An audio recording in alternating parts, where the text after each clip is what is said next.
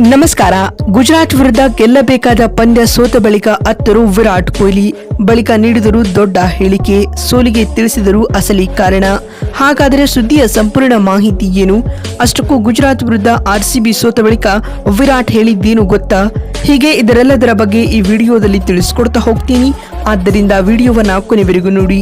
ಆದರೆ ಅದಕ್ಕಿಂತಲೂ ಮುನ್ನ ನೀವು ಕೂಡ ವಿರಾಟ್ ಕೊಹ್ಲಿಯ ಅಭಿಮಾನಿಯಾಗಿ ಈ ವಿಡಿಯೋವನ್ನ ನೋಡುತ್ತಿದ್ದರೆ ತಪ್ಪದೆ ಈ ಕೂಡಲೇ ಈ ವಿಡಿಯೋಗೊಂದು ಲೈಕ್ ಮಾಡಿ ಹಾಗೂ ನಮ್ಮ ಚಾನೆಲ್ಗೊಂದು ಸಬ್ಸ್ಕ್ರೈಬ್ ಮಾಡಿ.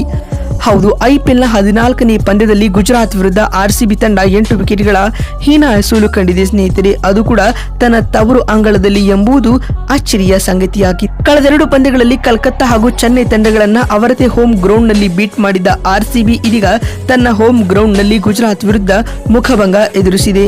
ಈ ಒಂದು ಪಂದ್ಯದಲ್ಲಿ ಟಾಸ್ ಗೆದ್ದಂತ ಜಿಟಿ ತಂಡದ ನಾಯಕ ಗಿಲ್ ಮೊದಲು ಬೌಲಿಂಗ್ ಮಾಡುವ ಆಯ್ಕೆಯನ್ನು ಆಯ್ದುಕೊಳ್ಳುತ್ತಾರೆ. ಅದರಂತೆ ಮೊದಲು ಬ್ಯಾಟಿಂಗ್ ಮಾಡಿದ ಆರ್ಸಿಬಿ ತಂಡ ನಿಗದಿತ 20 ಓವರ್ಗಳಲ್ಲಿ 8 ವಿಕೆಟ್ ಕಳೆದುಕೊಂಡು 169 ರನ್ ಕಲೆ ಹಾಕಿತ್ತು. ತಂಡದ ಪರ star all-rounder Liam Livingstone 54 run ಮತ್ತು ಜಿತೇಶ್ ಶರ್ಮಾ 33 ರನ್ ಬಾರಿಸಿ ಟಾಪ್ 2 ಸ್ಕೋರರ್ ಎನಿಸಿಕೊಂಡರು ಮತ್ತು ಕೊನೆ ಹಂತದಲ್ಲಿ ಟಿಮ್ ಡೇವಿಡ್ 32 ರನ್ಗಳ ಹೊಡಿಬೇಡಿ ಇನ್ನಿಂಗ್ಸ್ ಆಡಿದರು. ಅತ್ತ ಗುಜರಾತ್ ತಂಡದ ಪರ ಬೌಲಿಂಗ್ ನಲ್ಲಿ ಮೊಹಮ್ಮದ್ ಸಿರಾಜ್ ಪ್ರಮುಖ 3 ವಿಕೆಟ್ ಪಡೆದುಕೊಂಡರು. ಈ ಗುರಿಯನ್ನು ಬೆನ್ನಟ್ಟಿದಂತ ಗುಜರಾತ್ ತಂಡ ನಿಗದಿತ ಟಾರ್ಗೆಟ್ ಅನ್ನ 17.5 ಓವರ್ಗಳಲ್ಲಿ 2 ವಿಕೆಟ್ ಕಳೆದುಕೊಂಡು ಚೇಸ್ ಮಾಡಿತ್ತು.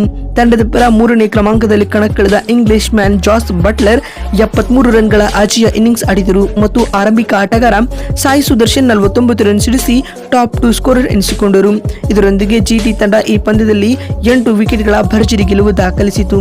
ಇನ್ನು ಆರ್ಸಿಬಿಯ ಈ ಸೋಲಿನ ಕುರಿತು ಪಂದ್ಯ ಮುಕ್ತಾಯದ ಬಳಿಕ ಮಾತನಾಡಿದ ವಿರಾಟ್ ಈ ರೀತಿಯಾಗಿ ತಿಳಿಸಿದ್ದಾರೆ. ಆರ್ಸಿಬಿಯ ಈ ಸೋಲು ವೈಯಕ್ತಿಕವಾಗಿ ನಿರಾಸೆ ತಂದಿದೆ.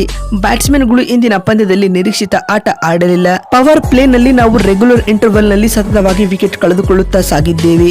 42 ಫಾರ್ 4 ಇದ್ದಾಗಿನಿಂದಲೂ ಲಿಯಾಮ್ ಲಿವಿಂಗ್ಸ್ಟನ್ ಹಾಗೂ ಟಿಮ್ ಡೇವಿಡ್ ಉತ್ತಮ ಇನ್ನಿಂಗ್ಸ್ ಕಟ್ಟಿ ತಂಡವನ್ನ ಒಂದೊಳ್ಳೆ ಮೊತ್ತಕ್ಕೆ ಕೊಂಡೊಯ್ದರು.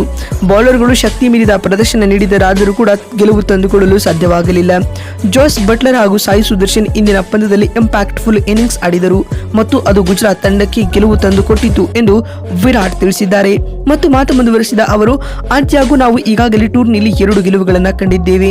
ಮುಂಬರುವ ಪಂದ್ಯದಲ್ಲಿ ಗೆಲುವು ದಾಖಲಿಸಿ ಆರ್ಸಿಬಿ ಅಭಿಮಾನಿಗಳನ್ನು ರಂಜಿಸಲಿದ್ದೇವೆ ಮತ್ತು ಹೋಮ್ ಗ್ರೌಂಡ್ ನಲ್ಲಿ ನಾವು ಸತತವಾಗಿ ಸೋಲುತ್ತಿದ್ದೇವೆ. ತಪ್ಪುಗಳನ್ನು ತಿದ್ದುಕೊಂಡು ಮುಂಬರುವ ಪಂದ್ಯಗಳಲ್ಲಿ ಕಮ್ ಬ್ಯಾಕ್ ಮಾಡಲಿದ್ದೇವೆ ಎಂದು ವಿರಾಟ್ ತಿಳಿಸಿದ್ದಾರೆ. ನೋಡಿದ್ರಲ್ಲ, ಜಿಟಿ ವಿರುದ್ಧ ಆರ್ಸಿಬಿ ಸೋತ ಬಳಿಕ ಕೊಹ್ಲಿ ಹೇಳಿದ್ದೇನು ಅಂತ ತಿಳಿಸಿಕೊಡುವ ನಮ್ಮ ಈ ಪ್ರಯತ್ನ ನಿಮಗೆ ಇಷ್ಟವಾಗಿದ್ದಲ್ಲಿ ತಪ್ಪದೆ ಈ ಕೂಡಲೇ ಈ ವಿಡಿಯೋಗೊಂದು ಲೈಕ್ ಮಾಡಿ. ಮತ್ತೊಂದು ವಿಡಿಯೋದಲ್ಲಿ ಸಿಗ್ತೀನಿ. ಅಲ್ಲಿವರೆಗೂ ನಮಸ್ಕಾರ, ಧನ್ಯವಾದಗಳು.